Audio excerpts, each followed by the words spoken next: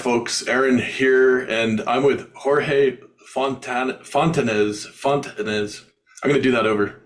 No worries. I love how behind the scenes is the even more candid. The outtake. This is the outtake. Yes, this For is real. good. Keep it. Keep it. We have a whole collection of these kinds of things where I stumble over You words. said it so perfectly, and the entire is a recorded part. So, Yeah. All right, I'll do this again. Take two. Hi, folks. Aaron here, and we just had such a wonderful podcast discussion with Jorge Fontanez, the CEO of B Lab US and Canada.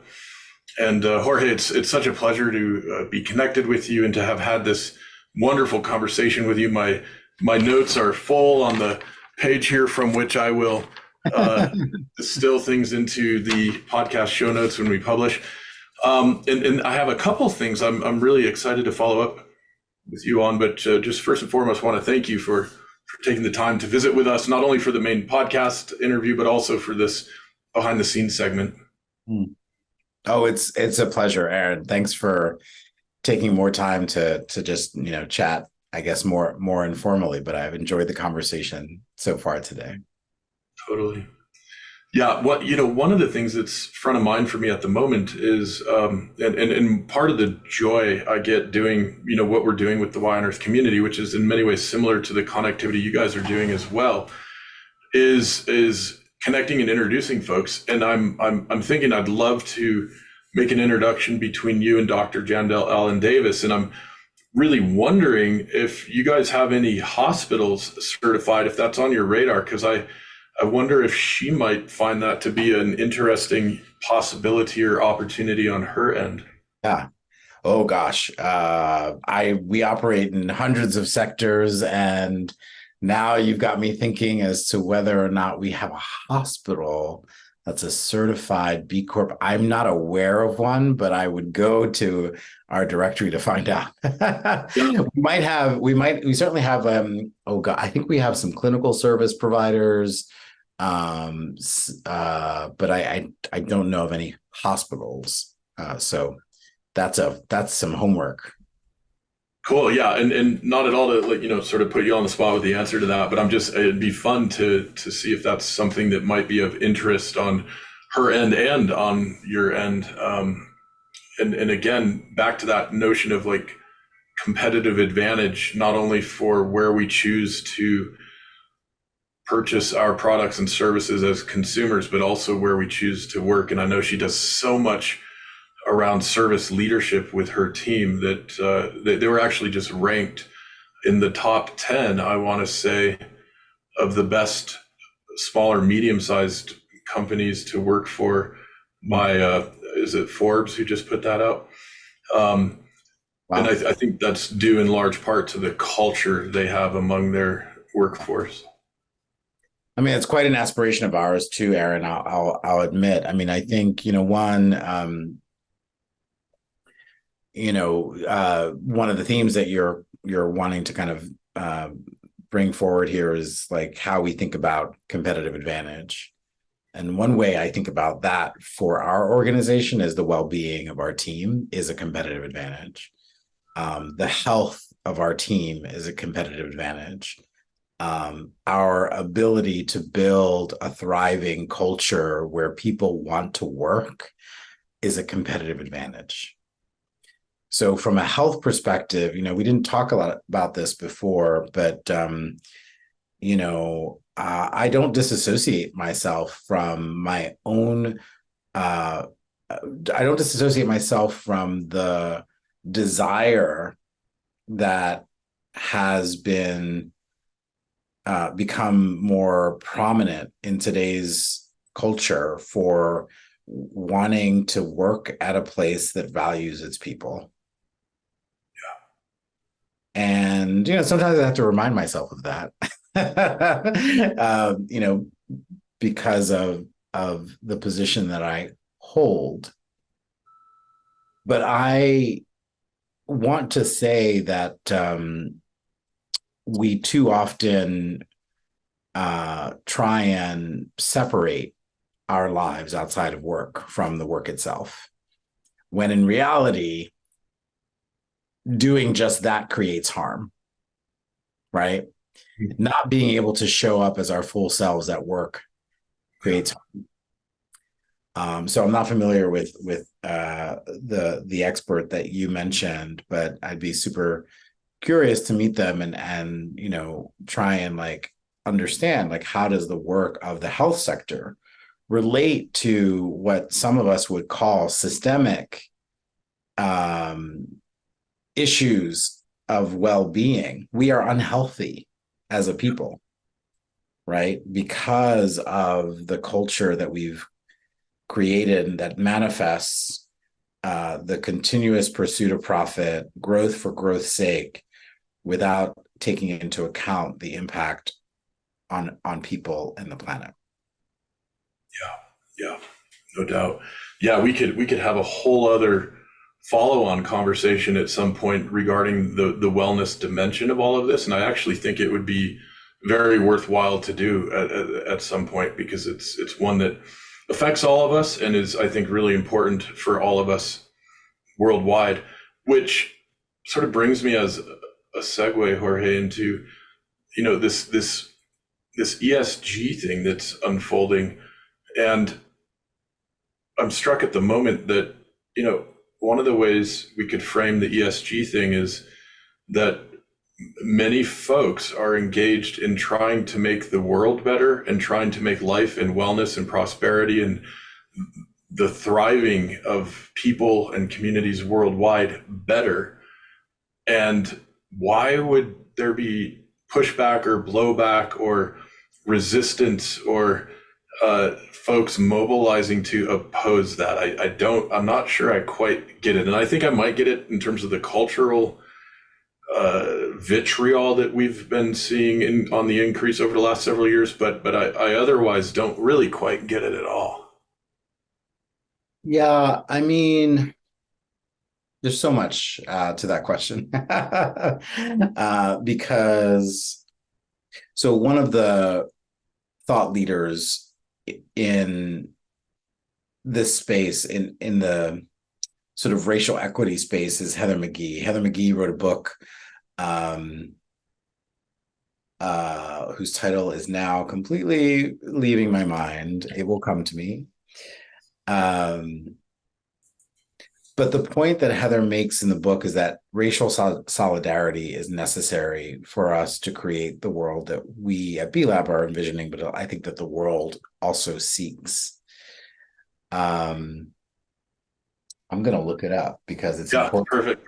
Title, right? Like I can't talk about Heather McGhee's book without the title. And what? Okay, I'm going to find it, and then I'm going to say it, and then I'm going to speak a little bit about it. The Sum of Us, of Us, Cool. Sum of Us by Heather McGhee. And what Heather's work, I mean, she's really, a modern day, she's an anthropologist, she's a sociologist, she's studied race through that lens. I believe she's she's a lawyer as well, I believe.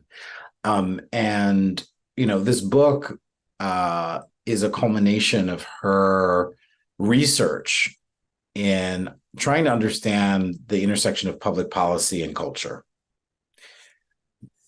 I think, one of the hypotheses is, why do we make decisions that are effectively in opposition to our self-interest because we somehow believe that it means giving someone else something that we have. And I think that's the cultural underpinning of where we're at, right? The Sum of Us, points to the successful campaign of politicians over decades to convince a very large subset of this population, specifically poor white people, that sharing space, public space with Black people was not in their best interest. And this, I think, is what we need to point to when we ask ourselves how we got to these conversations that are so politicized. Because to me, frankly, for those of us that know history, it's actually it's not a new conversation. It's the same conversation wrapped up in a new moniker. And, you know, the sum of us suggests that if we were to instead center equity and the needs of marginalized people in the needs of society, that we would all be better off. But something in our collective consciousness keeps us from either believing it or knowing it. Yeah. So there's so much there, but you know, a lot of the work that I've done in the last decade personally has helped me understand the root causes of the racialized culture that we navigate within. Something like 75% of us live in communities that are not diverse. And maybe an equivalent number of us don't have friends outside of our race, close friends outside of our race. We go to church on Sundays, which, as Dr. Martin Luther King famously said, is one of the most segregated moments of the week. Because churches too tend to not be multicultural like the one that I go to. They're very rare. They're very rare, the ones that are intercultural, interfaith, multi-generational. So, you know, I think to some of us, this conversation isn't new. And we're not surprised by the politicization of it. And what it requires of us is to educate ourselves as to how we got here. Yeah, I agree with that. I agree wholeheartedly. You know, so part of my graduate school studies included a pretty deep dive into what happened in Nazi Germany in the 1930s and 40s.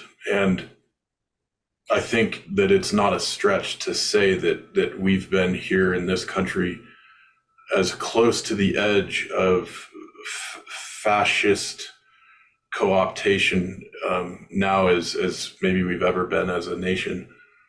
And I've been really curious about like what has set these things in motion, and thinking about the cynical quote unquote pragmatism of a Karl Rove, you know, several election cycles ago, and sort of mobilizing. I think it's fair to say mobilizing hate to prop up certain political power interests. And my impression is that there was quite a bit of capital and business aligned there, at least like back in the 70s and 80s, right? Where a lot of the subsequent folks were in junior positions within the various political leadership positions in the country. And I'm really curious, like from your perspective, to the extent that capital interests and or business interests may have been behind some of the quote unquote culture wars, or some of the mobilization of rhetoric around this phenomenon. Do you think that, to the extent that that was there, do you think that that has decoupled? In other words, do you think there's less capital kind of behind it all, other than the party itself or the parties themselves? Oh, I mean, I think in short answer, no. I think that there are not only influential people, but a lot of money being put behind some of the efforts that you mentioned. Now, I mean, we're talking about extremes, right? In some respect, but extremes that are garnering significant attention. Um, and there are, I think one of the more modern, like in the US context, like one in the global context, we're seeing authoritarianism on the rise, right? We're seeing threats to democracy also increase. In the US context, one of the more damaging uh, uh, effects of lobbying has been the creation of the super PAC, Yeah. the ability for political donations to be funneled without transparency. And, in the wake of Lives Matter, there was a call for more transparency, in particular, with relationship to corporate donations going to politicians and the role that it plays in exacerbating political views that are not in the best interests of our citizens, or possibly even the employees who work for the same companies in which those donations are being made. So I think that history continues to be there, and I think in the U.S. context, it's been pretty much strengthened by the formation of PACs, political action campaigns. Yeah. Wow. It's a sticky wicket. It makes me even more grateful for the work you're doing, Jorge. And I want to like switch gears and just ask you a question, maybe, to transition toward wrapping up. Out of respect for your time, I'm happy to chat as long as you'd like, but I'm really curious, like how did you get into this line of work, and what has motivated you to take on a leadership role around the environmental and social responsibility, stewardship, regeneration movement? And does any of this tie back to early, childhood experiences you may have had? Is there something, that goes, sort of predates, college and grad school and all of that is part of this story of Jorge Fontanez and how we get to be with you here today like this? This is the question you want to wrap up on, Aaron? I have so much to say. Yes.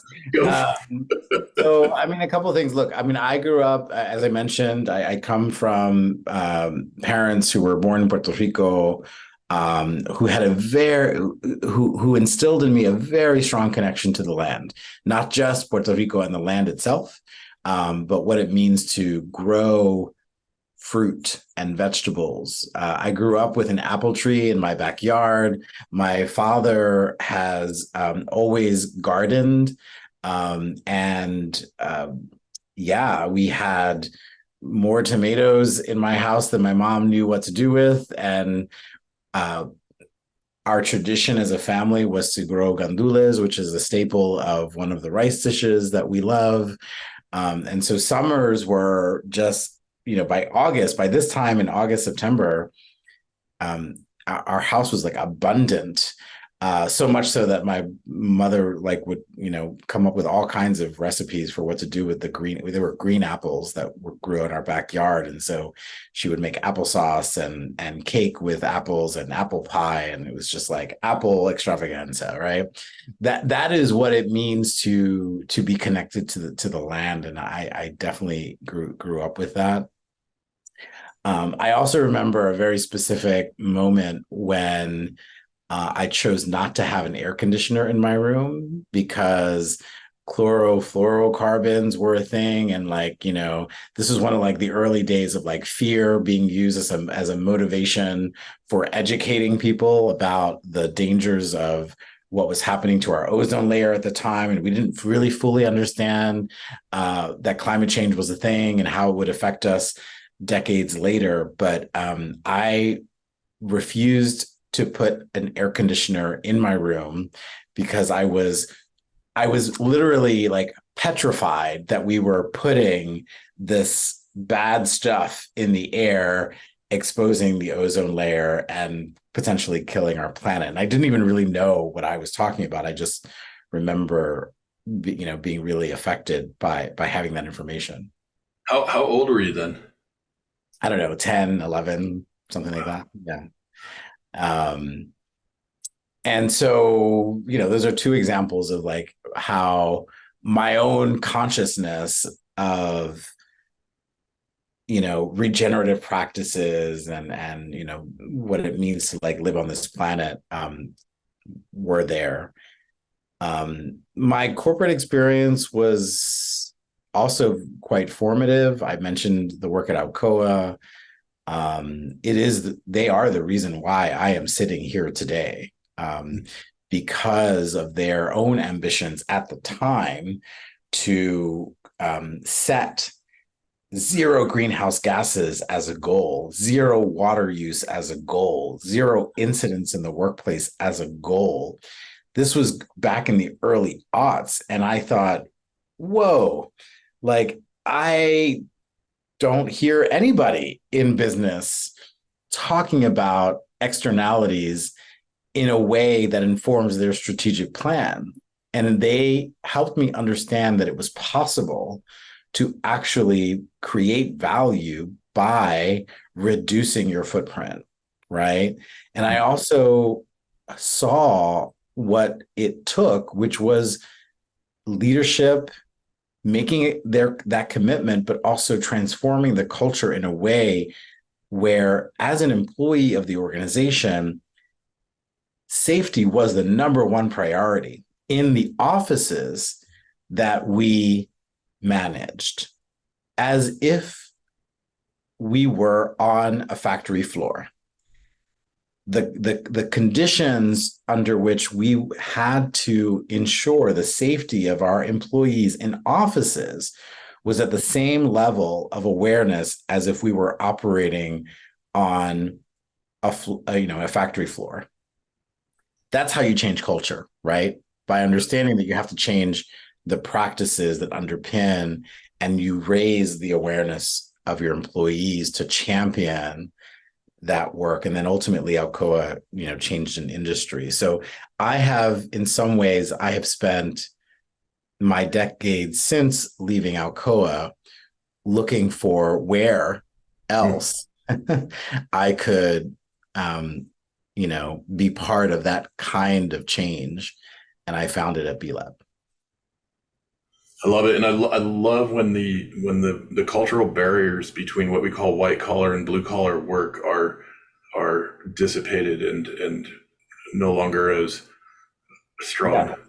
That you create that empathy between exactly the executives in an office who have real responsibility for the lives and the livelihood of the people that they work for. You know, my parents were blue collar workers. I have benefited from a very fortunate set of circumstances and education, and in many ways policies that worked in my favor.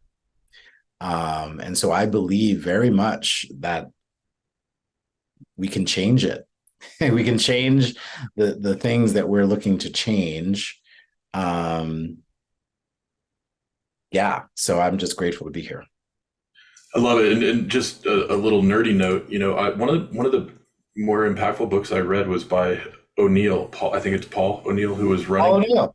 He's the CEO that transformed Alcoa's culture. Yeah, yeah, and I think the book is called Price of Loyalty, about when he was in and why he exited the Bush Jr. White House, and as Secretary of the Treasury, I believe, and such an interesting like insight into some of the policy making and some of what was going on in the aughts, basically.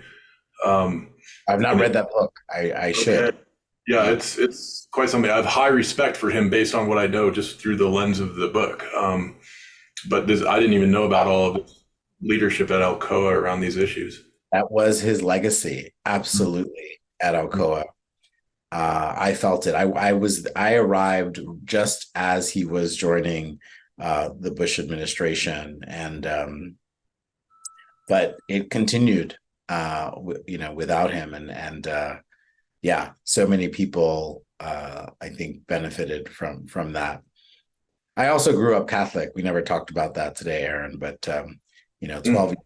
12 years of Catholic school can also create a certain kind of awareness about your responsibility to give back to community. And I certainly felt that too.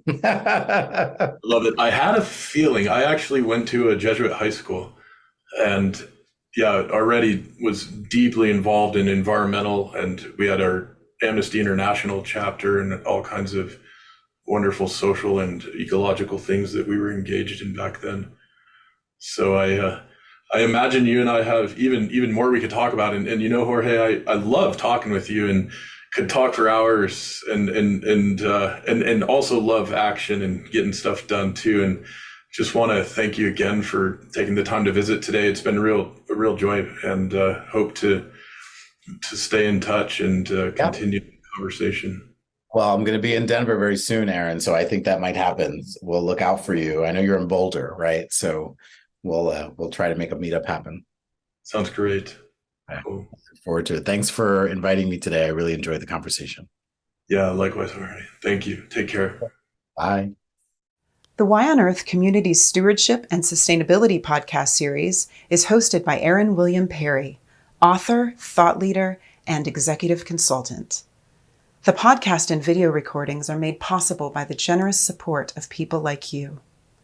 To sign up as a daily, weekly, or monthly supporter, please visit yonearth.org/support. Support packages start at just $1 per month. The podcast series is also sponsored by several corporate and organization sponsors.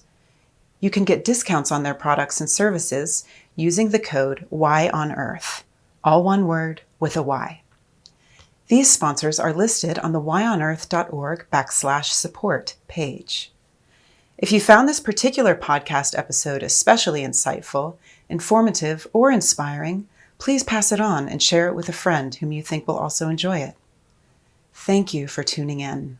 Thank you for your support. And thank you for being a part of the Y on Earth community.